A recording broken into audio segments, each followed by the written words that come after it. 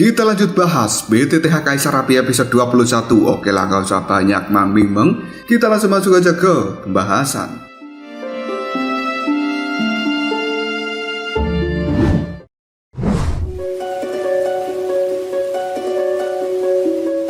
Ketika api biru dimunculkan oleh Su Sueying, udara di dalam aula ini telah berubah menjadi sangat panas dan juga bercampur dengan rasa dingin. Dan sebenarnya jantung Yin dan juga Yang tidak menghilang, namun itu telah mengembun menjadi es batu. Detik berikutnya, Sueying melihat ke arah Xiaoyan sambil tersenyum dan kemudian dia berkata, "Sungguh penglihatan yang bagus. Kau benar-benar mengenali api suci milikku. Meskipun api suci ini memiliki kekuatan yang besar, namun sebenarnya itu tidak sepenuhnya memiliki energi dari api. Karena api suci tercipta dari energi spiritual langit dan bumi. Kekuatan api hanyalah dasar atau fondasinya saja. Namun di dalam api suci ada misteri lain dari dunia ini. Misalnya, seperti api suci milik Su Sueying, dan itu terbentuk dari dua energi, yaitu api dan juga es, sehingga memancarkan hawa panas namun juga dingin. Dan kenapa Xiaoyan mengetahui api milik Sueying merupakan api suci? Sebenarnya dia telah diberitahu oleh Raja Naga Emas yang berada di dalam cincin Xiaoyan. Sambil melihat pada Sueying, Xiaoyan teringat dengan ucapan Yalou yang memperkenalkan api surgawi ketika mereka berada di benua Doqi saat itu. Di dunia yang luas ini, ada beberapa api yang aneh yang tercipta dari langit dan bumi, dan itu dinamakan sebagai api surgawi. Kelahirannya mungkin dibawa oleh meteor yang telah jatuh dari langit, atau mungkin dari kumpulan lava yang terbakar selama ribuan tahun di dalam Gunung Merapi Tante Erni. Kekuatan api surgawi ini lebih kuat jika dibandingkan dengan api yang terbentuk dari Doqi. Jika api surgawi kau gunakan selama proses pemurnian obat, maka kekuatan dari obat itu juga akan meningkat. Namun api surgawi adalah sesuatu yang sangat ganas dan tidak mudah untuk ditemukan. Bahkan jika kau mendapatkannya, masih cukup sulit untuk bisa mengendalikan dan juga memiliki sepenuhnya. Banyak alkemis selama ini telah mencari api surgawi sepanjang hidup mereka. Pada akhirnya, mereka tidak bisa mendapatkan sesuai apa yang mereka harapkan. Jika kau ingin mengendalikan api surgawi, kau perlu memasukkan inti apinya ke dalam tubuhmu. Dan sesuatu seperti ini penuh dengan bahaya dan juga energi penghancur. Jika terjadi kesalahan sekecil apapun, maka tubuhmu mungkin akan habis terbakar. Di sisi lain, juga ada orang yang berusaha menciptakan api mereka sendiri, dan mereka adalah para pemimpin dari dunia pemurnian. Xiaoyan kemudian bertanya pada Raja Naga Emas yang berada di dalam cincinnya, "Guru, apakah itu benar-benar api suci?" Dan Raja Naga Emas hanya bisa menimpali, "Benar, dan itu merupakan salah satu dari 36 api suci yang ada di antara langit dan bumi." Melihat warna apinya yang berwarna biru sedikit hijau dan mengandung kekuatan dingin yang ekstrim, jika aku tidak salah menebak, ini merupakan api suci yang berada di peringkat 23, dan itu bernama api suci hijau dingin. Api ini terlahir di tempat yang benar-benar dingin selama 10.000 tahun dan merupakan perpaduan antara api dan juga energi dingin yang mutlak. Tempat yang sangat dingin itu bahkan telah menjadi daerah terlarang bagi umat manusia. Saking dinginnya tempat itu,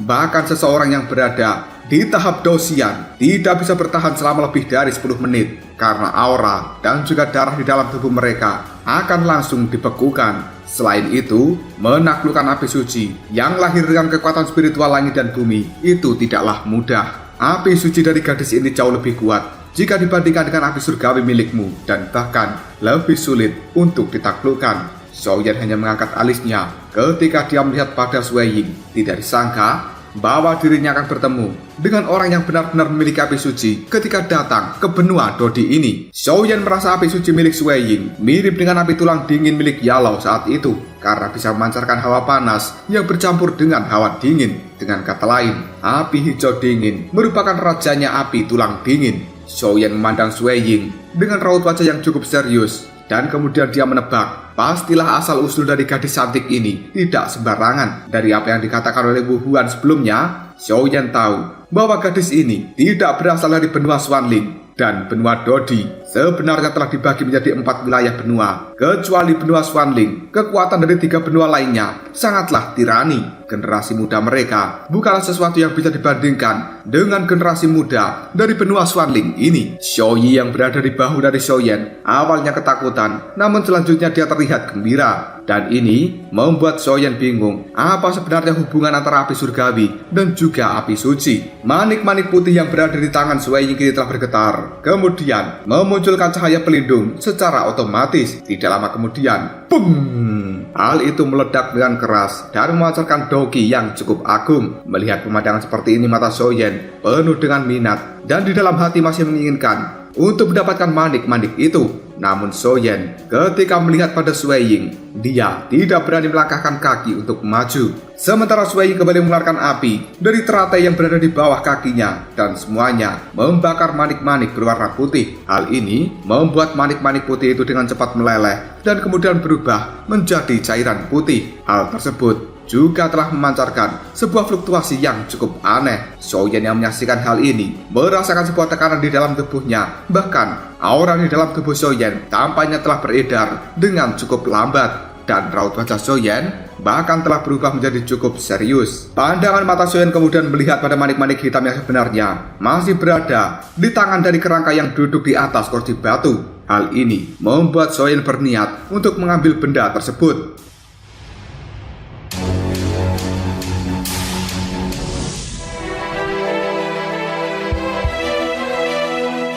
Sementara Shuai Ying yang sudah memurnikan manik-manik putih menjadi cairan, dia pun melebarkan mulutnya dan kemudian menelan cairan tersebut. Sementara Xiaoyan hanya bisa mengepalkan tinjunya tanpa berani untuk melangkah maju. Xiaoyan juga telah mengurungkan niatnya untuk mengambil manik-manik hitam karena Xiaoyan merasa gerak-geriknya selalu diawasi oleh Shuai Ying. Hal ini membuat Xiaoyan bergumam, sudahlah, lupakan saja. Meskipun jantung Yin dan juga Yang itu sangatlah berharga, tidak ada gunanya jika aku mati. Tapi kenapa gadis ini tidak mengambil manik-manik hitam yang ada di depan sana? Mungkinkah ada sesuatu yang salah? Shuai Ying yang sudah menelan cairan berwarna putih sekarang kembali melihat pada Xiaoyan sambil tersenyum. Dan dia pun mengatakan, Tuan muda Xiaoyan, selanjutnya aku akan memperbaiki energi dari jantung Yin dan Yang berwarna putih yang telah aku telan. Dan kuharap kau tidak menggangguku. Xiaoyan spontan menganggukkan kepalanya. Dan kemudian dalam sekejap saja Shuai Ying mencari tempat yang aman untuk mengambil posisi duduk bersila serta menutup matanya di atas teratai yang ada di bawah kakinya. Cahaya api biru dan hijau kembali dikeluarkan dari dalam tubuh Shuai Ying, kemudian membungkus seluruh tubuhnya seolah-olah memberikan perlindungan yang tidak bisa ditembus. Melihat hal ini, Xiaoyan sekali lagi bergumam, sungguh malang nasibku, tidak bisa mendapatkan harta yang berharga ini karena tidak mampu berbuat apapun. Xiaoyan hanya melihat pada ruangan dari aula. Dan kemudian tatapan mata Xiaoyan terfokus pada peti mati yang berada di sebelah kursi batu dari kerangka itu. Xiaoyan kemudian berjalan mendekat pada benda tersebut dan dia berharap kemungkinan masih bisa mendapatkan harta yang ada di tempat ini. Sementara Shuai Ying, raut wajahnya telah berubah menjadi cukup aneh. Dia kemudian bergumam pada dirinya sendiri, lebih baik menyerah. Aku benar-benar tidak bisa menemukan manik-manik berwarna hitam. Jika aku melanjutkan pencarian ini, kemungkinan aku hanya akan melewatkan proses pemurnian dari jantung Yin yang putih yang sudah kutelan. Sementara Xiaoyan sekarang sudah cukup dekat dengan kursi tata batu yang di sampingnya ada peti mati. Hanya Xiaoyan yang tahu bahwa sebenarnya manik-manik hitam telah melakukan sebuah trik penyamaran supaya tidak ditemukan oleh Shuai Ying.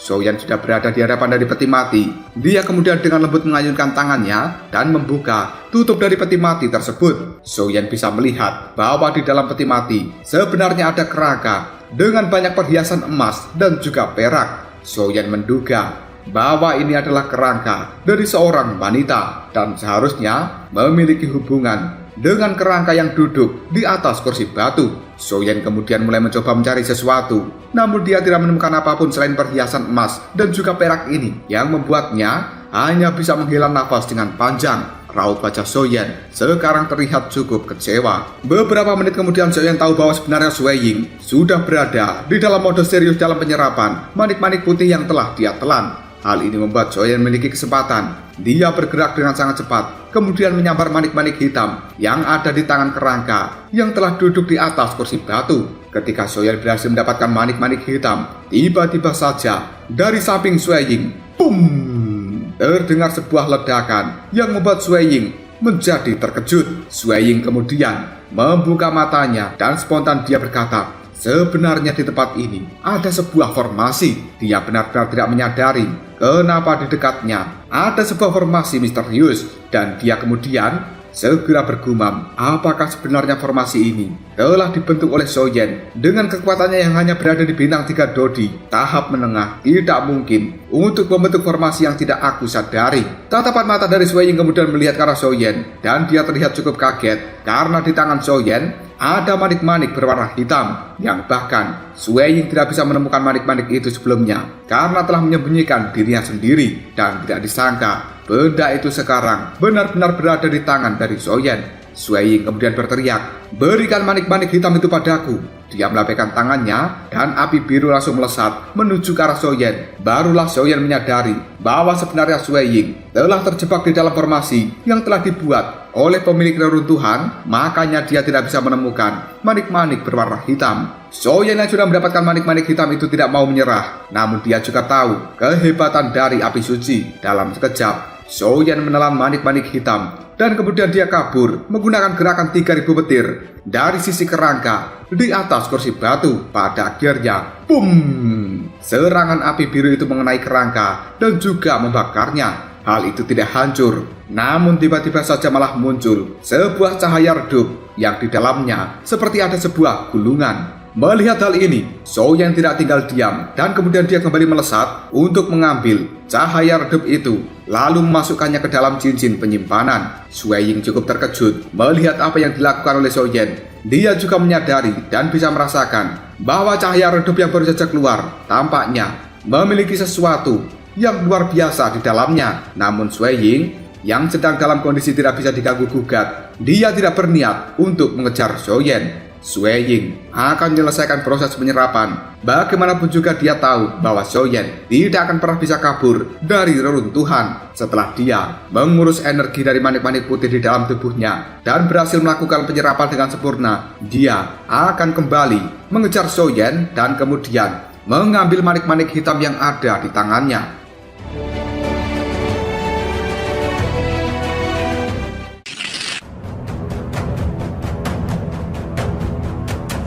Tapi sebenarnya Sui Ying ini tidak menyadari bahwa Soyen bukanlah orang yang mudah dihadapi. Di dalam tubuh Soyen ada 23 api surgawi. Meski hal seperti ini tidak bisa dibandingkan dengan api suci, namun kekuatan api Soyen sebenarnya mirip dengan Sui Ying. Soyen yang melihat bahwa sebenarnya Sui Ying tidak berniat mengejarnya, dirinya pun kembali dan kemudian mendarat di dekat peti mati dan juga kursi tata batu. Kemudian Soyen membungkuk memberikan hormat sambil mengatakan, kedua senior, kalian telah meninggalkan banyak hal dan junior ini hanya bisa membalasmu dengan rasa hormat yang tinggi serta terima kasih. Detik berikutnya, Soyen menyadari ada sesuatu yang aneh. Dia telah menelan manik-manik hitam tanpa memperhatikannya terlebih dahulu. Namun Soyen tidak merasa ada yang salah dengan tubuhnya. Biasanya, menelan sesuatu tanpa dimurnikan akan meninggalkan efek yang buruk. Namun hal seperti itu tidak muncul di tubuh Soyen saat ini. Tepat ketika Soyen membungkuk,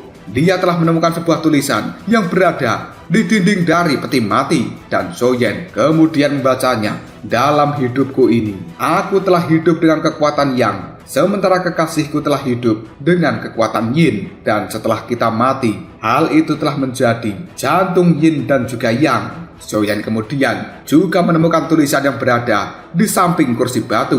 Keberuntungan ini bukanlah kombinasi dari Yin dan juga Yang. Kata-kata pendek seperti ini membuat Soyen tertegun. Kemudian dia mengurutkan keningnya. Tiba-tiba saja Soyen menyadari sesuatu dan dia pun melihat pada Sui Ying. Seketika raut wajah Soyen telah berubah menjadi cukup aneh. Soyen menyadari bahwa di dalam tubuhnya saat ini juga memiliki kekuatan mengerikan, dan hal itu telah mengalir keluar. Buat para penggemar Lindong pasti ingat momen ini cukup mirip ketika Lindong berada di dalam makam surgawi, kemudian dia mendapatkan jantung nirwana bersama dengan Ling Qingsu dan selanjutnya memurnikan bersama-sama. Yang mengikuti cerita Lindong pasti paham dan juga ingat dengan momen seperti ini. Pandangan mata Soyen menjadi tidak normal untuk sekarang, namun dia tidak cukup bodoh untuk melakukan hal yang tidak senonoh pada Sui Ying. Dan alasan kenapa Sui Ying tidak menemukan manik-manik hitam adalah karena formasi yang telah melindunginya. Manik-manik hitam itu merupakan energi yin dari si pria, sementara manik-manik putih adalah energi yang dari si wanita. Dan yang disebut sebagai yin yang adalah simbol laki-laki dan juga perempuan yang digambarkan sebagai seorang pasangan. Seperti senior, pemilik dari reruntuhan ini, dari kata-kata yang dibaca oleh Soyen, dia pun memahami bahwa akan ada kekuatan yin dan juga yang apabila berkultivasi dengan cara yang tidak biasa. Hal seperti ini pernah dibaca oleh Soyen di dalam buku catatan kuno, dan kemungkinan itu merupakan buku petualangan Lindong yang bisa merasakan dan juga mendapatkan janin zenith setelah dia kiu-kiu umbuk jeru dengan Ling Qingsu. Meski cara ini terbilang tabu, namun cukup efektif untuk meningkatkan kekuatan di dalam tubuh seseorang. Anjay, gaslah para jomblo, buruan kalian nikah biar kalian bisa menjadi kuat dalam sekejap.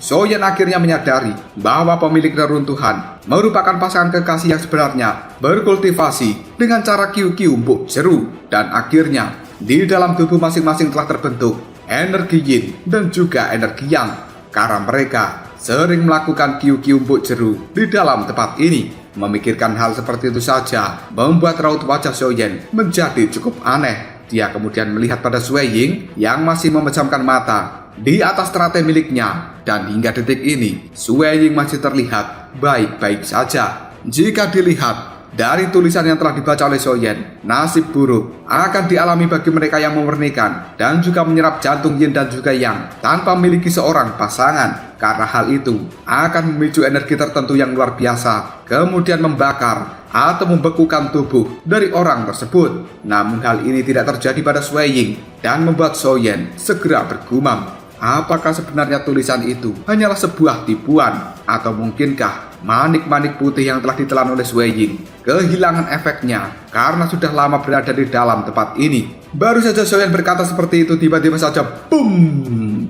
dia mendengar suara ledakan yang hal ini ternyata muncul dari dalam tubuh Sui Ying. Soyen cukup kaget dan tanpa sadar berteriak, "Nah, itu dia telah muncul!" Jantung Soyen dalam sekejap saja juga berdetak dengan cukup kencang. Sementara raut wajah dari Sui Ying sekarang telah berubah menjadi cukup aneh karena dia telah merasakan ada sesuatu yang salah dengan tubuhnya. Sui Ying bisa merasakan hawa dingin luar biasa kini telah menyelimuti seluruh tubuhnya. Dia kemudian mengeluarkan api biru dan menekan hawa dingin tersebut, di mana hal ini telah menimbulkan sebuah gejolak energi yang cukup menakutkan. Melihat hal itu, Soyen hanya bisa melongo dan tidak disangka bahwa Sui Ying benar-benar memiliki kekuatan yang sangat menakutkan. Gejolak energi panas dan juga dingin saling menekan satu sama lain di tubuh dari Sui Ying.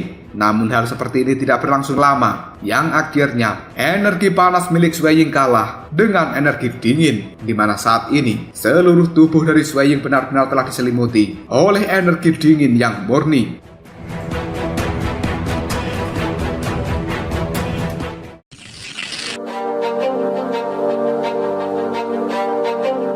Pandangan mata Sui Ying kemudian melihat pada kerangka yang ada di kursi batu, dan kemudian dia berteriak, "Bagus sekali, kau telah melakukan pekerjaan dengan cukup baik, benar-benar tidak tahu malu." Sui Ying kemudian melemparkan pukulan dengan kuat ke arah kerangka itu, dan akhirnya boom! Serangan api dari Sui Ying telah menghancurkan peti mati dan juga kerangka yang ada di dalamnya. Namun, kerangka yang duduk di kursi batu tidak mendapatkan kerusakan sedikit pun. Soyen yang menyaksikan hal seperti ini hanya bisa berkata dalam hati, "Sial, wanita ini sebenarnya sudah gila.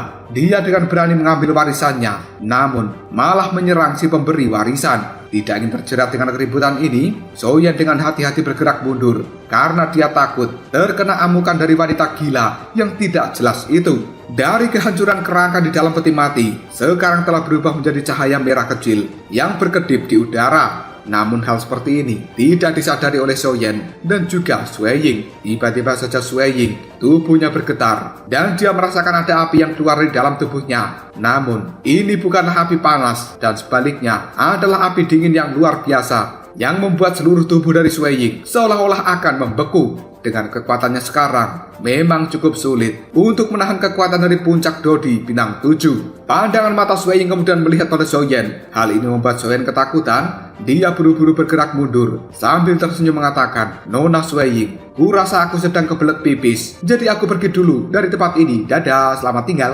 Soyen langsung kabur menuju gerbang yang telah tertutup rapat. Sementara Sue Ying terlihat cukup marah ketika menyaksikan Soyen kabur. Dan kemudian tepat ketika Soyen telah berada di hadapan dari pintu gerbang, dia tidak bisa membukanya. Soyen mengeluarkan kekuatan yang cukup besar, kemudian memukul pintu gerbang itu. Namun, tetap tidak bisa menghancurkan hal ini. Tubuh dari Soyen kemudian berbalik, dan dia cukup kaget ketika melihat bahwa sebenarnya Sue Ying telah melayang di belakangnya. Kemudian Soyen bertanya, "Nona Sue Ying, sebenarnya apa yang ingin kau lakukan? Aku sama sekali tidak mengganggu dirimu." Sue Ying menatap tajam ke arah Soyen dan kemudian dia berkata, "Serahkan jantung Yin dan juga Yang berwarna hitam yang telah kau ambil." Soyen jawabnya, "Maaf, benda itu telah aku telan." Sue Ying kemudian mengatakan, "Keluarkan dan berikan itu padaku. Tolong, aku sudah tidak kuat lagi." Soyen hanya jawabnya, "Benda itu sudah berada di dalam perutku. Bagaimana caranya aku mengeluarkan hal ini?" Sue Ying melihat pada Soyen, kemudian dia berkata, "Apakah sebenarnya kau sudah mengetahui ada yang salah dengan jantung Yin dan juga Yang ini?"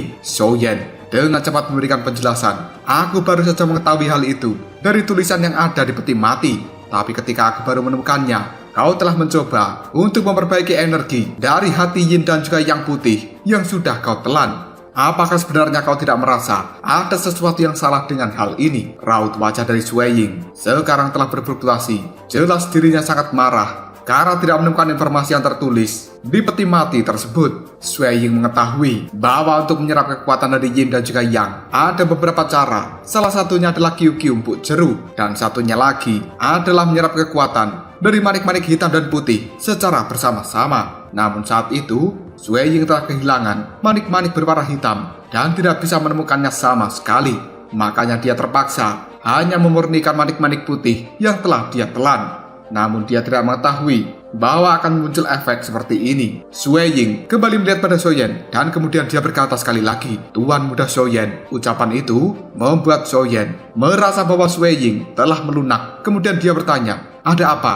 Sue Ying kemudian menjawabnya, "Tolong pinjamkan aku manik-manik hitam yang berada di dalam tubuhmu. Jika aku berhasil menangani energi dingin yang akan membekukan tubuhku, maka aku akan memberikanmu hadiah yang cukup memuaskan." Soyen hanya bisa menjawab dengan cukup santai, "Mohon maaf, guruku pernah mengatakan bahwa aku harus berhati-hati dengan seseorang sebelum diriku mencapai kekuatan dari bintang 7 Dodi. Maka dari itu, aku tidak percaya dengan kata-katamu." Sue Ying hanya tersenyum dan dia menahan amarah kemudian jawabnya, "Tuan muda Soyen, percayalah, aku tidak bisa berhubungan Qiu-Qiu Empuk Jeru denganmu. Maka tolong pinjamkan manik-manik hitam yang telah kau telan. Carilah cara untuk mengeluarkan benda itu dari dalam tubuhmu supaya bisa aku pergunakan." Raja Naga Emas yang berada di dalam cincin Soyen sekarang telah mengatakan, "Soyen, hati-hatilah. Wanita ini mungkin akan dengan paksa mengeluarkan manik-manik hitam yang berada di dalam perutmu. Namun sekarang, kekuatan api surgawi di dalam tubuhmu telah menyempurnakan manik-manik hitam, dan dia kemungkinan akan menyerap seluruh kekuatan dari manik-manik hitam untuk digabungkan dengan manik-manik putih yang berada di dalam tubuhnya. Dan jika manik-manik hitam ini secara paksa dikeluarkan dari dalam tubuhmu, hal ini pasti akan merusak fondasimu dan menimbulkan gejala sisa yang sangat serius. Namun,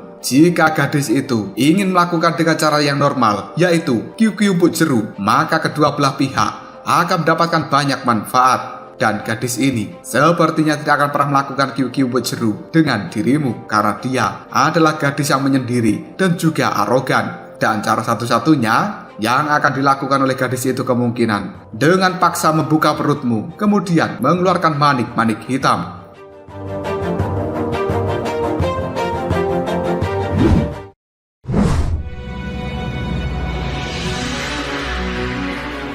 Raut wajah Soyen dalam sekejap saja berubah ketika mendengarkan ucapan dari Raja Naga Emas. Dan kemudian Soyen berkata, "Sial, kenapa aku harus berhadapan dengan wanita kejam ini?" Soyen kemudian melihat tajam ke arah Sui Ying, dan dia pun berkata, "Nona Sui Ying, kemungkinan kau harus pergi mencari orang lain, karena aku benar-benar tidak bisa membantu dirimu." Mendengar ucapan dari Soyen membuat Sui Ying menjadi sangat marah. Kemudian, dia menekan amarah tersebut, lalu berkata, "Tuan Muda Soyen, aku sudah mengatakan, tidak peduli seberapa besar kerugian yang kau alami, aku akan membayarnya dengan kompensasi yang tinggi." Soyen hanya menggelengkan kepalanya. Tidak, aku tidak bisa melakukannya, jadi mohon maaf dan selamat tinggal. Tubuh dari Soyen langsung berbalik, dan dia kembali mengeluarkan kekuatan yang luar biasa untuk mencoba menghancurkan pintu gerbang supaya bisa keluar dari dalam tempat ini. Namun, seberapa kuat serangan yang telah dilakukan oleh Soyen masih tidak mampu menghancurkan pintu gerbang tersebut. Hal ini hanya membuat Soyen mengatakan, "Jangkrik, kenapa pintunya tidak bisa dibuka dan juga dihancurkan?" Keadaan tubuh Sui Ying sekarang telah memburuk. Dia tidak bisa menahan diri lagi.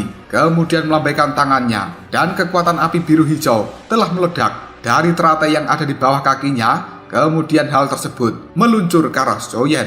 Hal seperti ini dilakukan oleh Sui Ying sambil berteriak, "Karena Tuan Muda Soyen tidak mau bekerja sama denganku, mohon maaf jika aku bertindak dengan cara yang kasar." Melihat serangan yang dilakukan oleh Sui Ying, Soyen pun mengeluarkan kekuatan dari api surgawinya yang dialirkan pada pedang kuno api surgawi yang telah dia genggam. Dan kemudian, dang!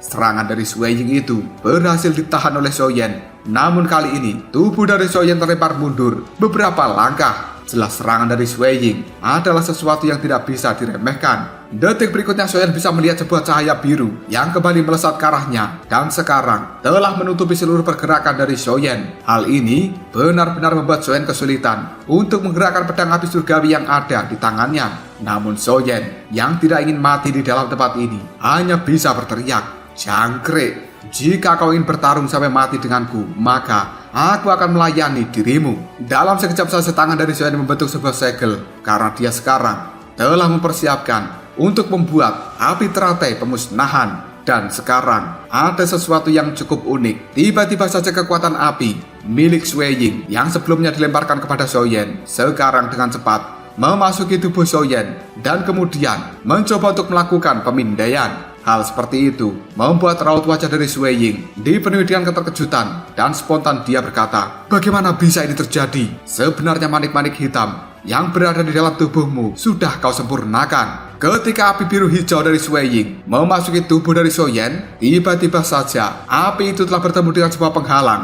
dari 23 api surgawi yang berada di dalam tubuh Soyen, dan ini telah memicu energi tertentu yang kemudian meletus dari dalam tubuh Soyen. Raja Naga Emas yang berada di dalam cincin penyimpanan hanya bisa mengatakan, "Tunggu dulu, energi ini sebenarnya cukup familiar." Soyen kemudian bertanya pada Raja Naga Emas, "Guru, apakah kau telah menemukan sesuatu yang salah?" Sementara Sui Ying yang raut wajahnya sudah dipenuhi dengan keterkejutan hanya memandangi Soyen dengan cara yang cukup linglung. Kemudian dia berkata, "Soyen, sebenarnya apa itu yang berada di dahimu?" Karena Sui Ying telah menemukan sesuatu yang cukup familiar di dahi Soyen.